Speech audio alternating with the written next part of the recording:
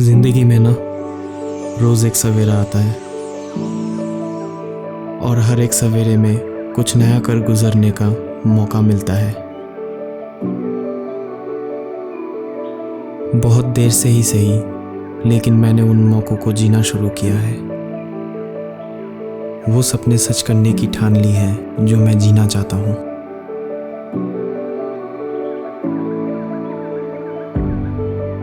इन शहरी इमारतों से दूर, उन जंगल और प्रकृति में जहाँ से हमारी पहचान जुड़ी है।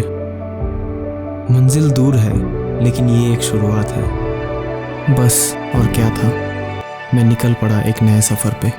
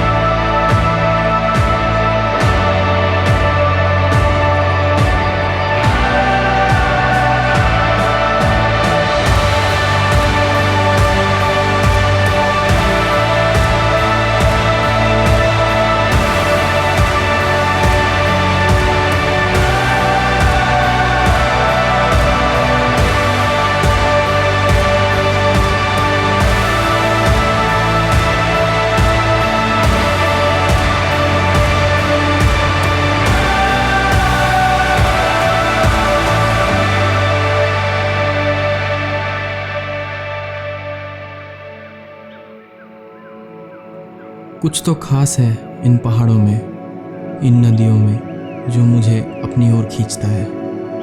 नई जगहों पे जाना और उनकी खूबसूरती को पास से महसूस करना एक अलग ही खुशी का एहसास कराती है।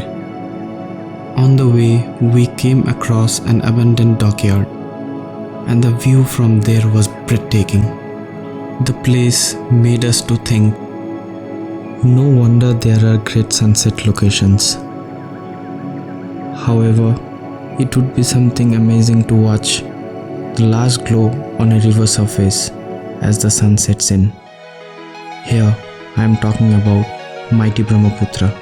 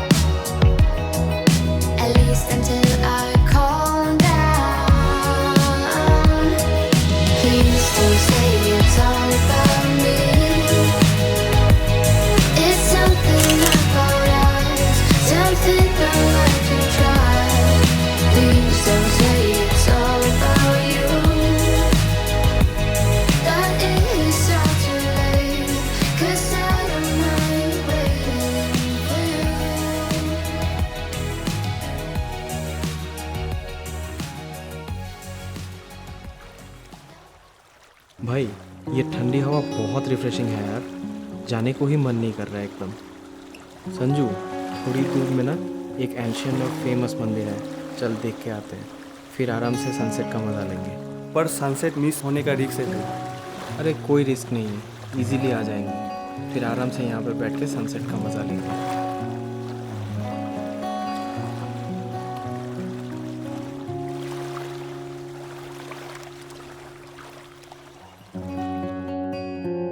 बाइकिंग का मज़ा तो तब आता है जब रास्ते और हरियाली ऐसा सुकून देती है, ऐसा लगता है जैसे रिलैक्स और रिजुविनेट हो रहे हैं।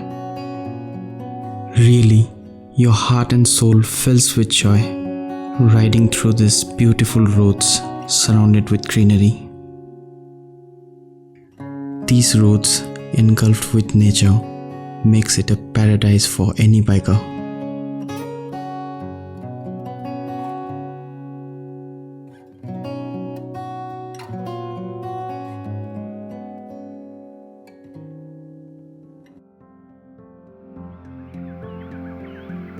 फाइनली सूर्य मंदिर हम पहुंच गए, लेकिन यहाँ पहुंचने के बाद आपको एहसास ये ज़रूर होगा कि ये मंदिर क्यों इतनी प्राचीन कहलाती है। चट्टानों के बीच में स्थित घने जंगल और प्रकृति में घिरा हुआ सूर्य मंदिर की बात ही कुछ अलग है। शायद बहुत ही कम लोगों को इस मंदिर के ऐतिहासिक तत्व के बारे में पता होगा।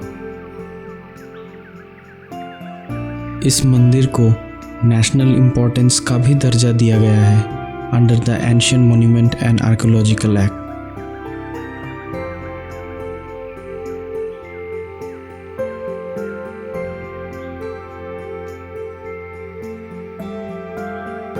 ये तो बहुत ऊंचा लग रहा है।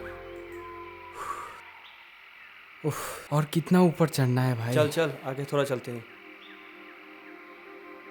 उफ, थक गया हूँ यार, बहुत ऊपर है ये जगह। हमें ज़रा सा भी अंदाज़ा नहीं था कि आगे एक गुफा मिलेगा जो हमें इतना हैरान कर देगा।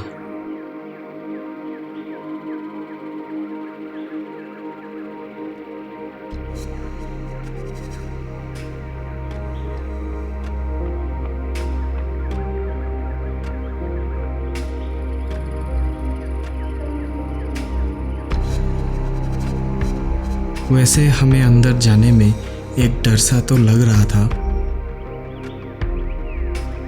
लेकिन अंदर जो हमने देखा वो सच में अद्भुत था।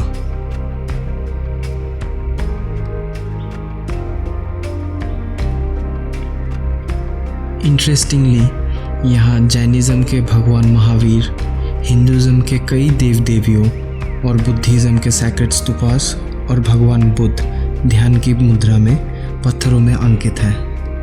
इस बात से शायद ये प्रमाणित होता है कि यहाँ विभिन्न धर्म के लोग ध्यान के माध्यम से मोक्ष प्राप्त करने आते थे।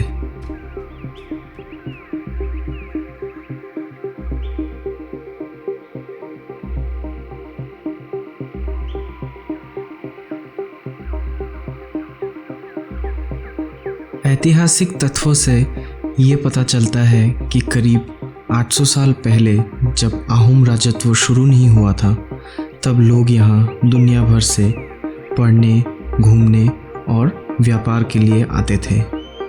उनमें से चीनी विद्वान हुएनसांग भी एक है। ब्रह्मपुत्र नदी पास होने के कारण इस जगह को एंशिएंट लैंड ऑफ प्रागज्योतिषपुर भी कहा जाता है, जो अब गुवाहाटी को कहलाता है।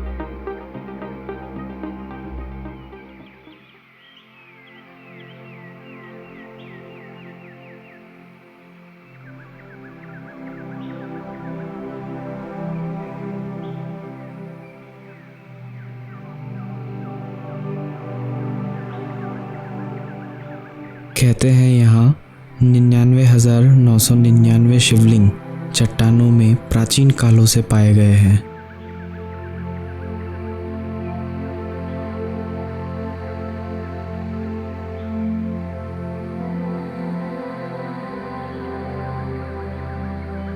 एक लाख से एक कम शिवलिंग होने के वजह से इस मंदिर को दूसरा काशी भी कहा गया है।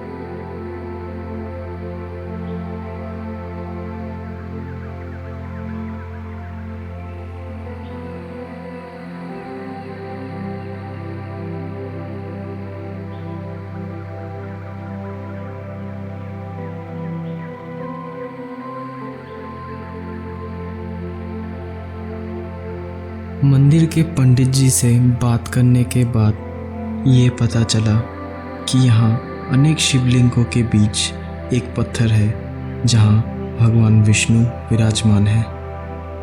मान्यता है कि तुलसी देवी ने जब विष्णु भगवान को श्राप दिया था, तब से विष्णु भगवान का एक रूप चट्टान बन के यहाँ स्थित है और इसलिए शालिग्राम को भगवान विष्णु का एक रूप में पूजा जाता है। प्रकृति से घिरा हुआ इस अद्भुत, रोमांचक और हैरान कर देने वाले सूर्य मंदिर को आप यहाँ आगे ज़रूर देखें।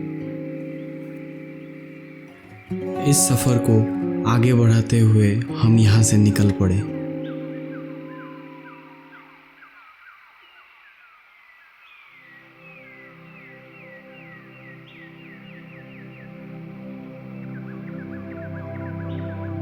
जैसे जैसे दिन ढलता गया, मैं एक अलग खुशी महसूस कर रहा था।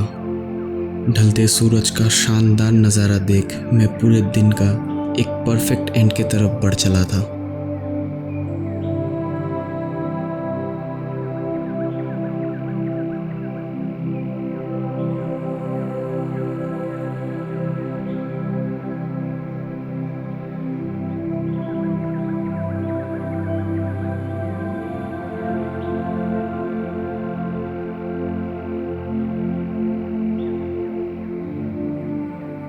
यहाँ ऐसे 5 रॉक कट केव्स हैं। तुझे कैसे पता? यहाँ तो एक ही दिख रहा है। अरे वहाँ बोर्ड पे लिखा हुआ है। हालांकि सनसेट देखने के लिए बहुत फेमस जगहों के नाम सुने होंगे आपने, पर ब्रह्मपुत्र जैसे विशाल नदी के पानी में डूबते सूरज की किरणें देखना मेरे मन में कुछ अलग ही खुशी और एक्साइटमेंट पैदा कर रही है। सूरज की आखिरी किरणें और सनसेट की खूबसूरती भी कुछ अलग ही एहसास कराती है। अगले दिन फिर एक नई शुरुआत की उम्मीद दिए दिन भर का लेखा जोखा बताती है, हर दिन के बीते जाने की अपनी कहानियों के साथ।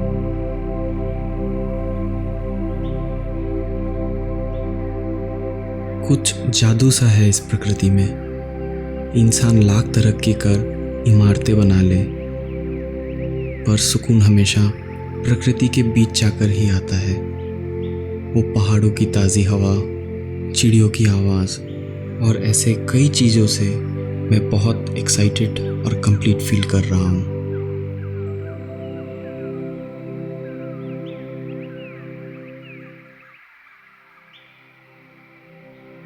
क्यों? तू तो पहले आना नहीं चाहता था, अब कैसा लग रहा है क्या बता? अरे तुझे बताया था ना, वीकेंड में भी ऑफिस का काम रहता है यार। तू ऑफिस का ही रोबोट बन गया है यार। ऐसा नहीं है यार। देख, बोरिंग मशीन मत बन, खुद के लिए भी टाइम निकाल, समझा?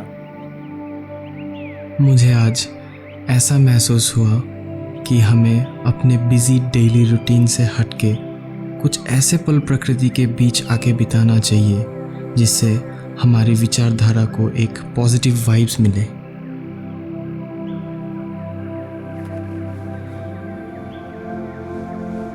ये नज़ारा तो पूरे दिन के मेहनत का गिफ्ट निकला। ठंडी हवा के साथ इस विशालकाय नदी के शांत लहरें मानो पूरे दिन का थकावट गायब कर दिया। ये एक्चुअली में एक व्यू पॉइंट है जहाँ से आप ब्रह्मपुत्र नदी को लगभग एक 360 डिग्री व्यू में देख सकते हैं। सनसेट देखने की खोज एक परफेक्ट लोकेशन पे ख़त्म हुआ, एग्जैक्टली जैसे मैं ढूंढ रहा था।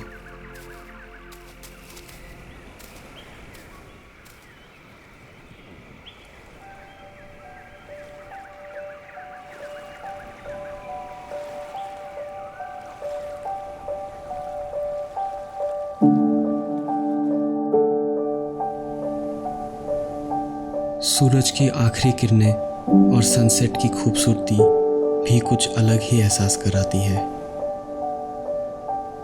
अगले दिन फिर एक नई शुरुआत की उम्मीद दिए दिन भर का लेखा जोखा बताती है, हर दिन के बीते जाने की अपनी कहानियों के साथ। ये पल एक ग्रेट रिमाइंडर है दिल और दिमाग को रेस्ट और रीसेट करने।